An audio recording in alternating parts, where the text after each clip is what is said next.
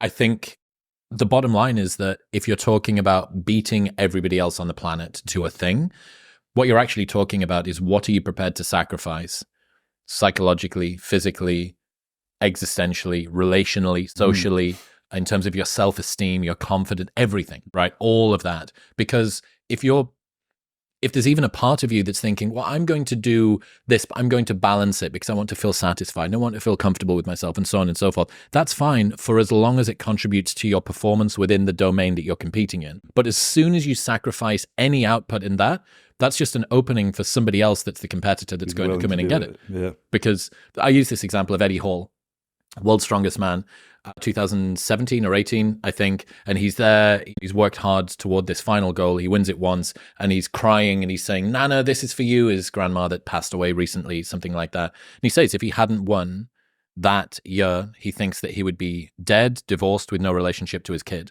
because the weight he was at and the way he was pushing his body with pharmaceuticals and stuff was ridiculous. He was working so hard and training so much that his relationship with his wife was in the toilet and he spent no time with his kid. So you think, okay, in order for you to beat Eddie Hall, you have to be prepared to sacrifice all of those things or not have them in the first place. So that's the price that he pays to be him. Do you want to win World's Strongest Man? Because that's the price right there. It's powerful. And that's what it comes down to, like, what are you willing to sacrifice at the end of the day? People don't understand the level of sacrifice it's going to take. And there's been moments where I realize that there are competitors I'm going against, I'm sure, and people in my league who are doing things that hurt their body more than I'm willing to do. Because I'm not the person anymore. I can't say I'm willing to sacrifice everything to win the Olympia. Like, hell no. I have a family. There's things I care about. Am I willing to sacrifice a lot?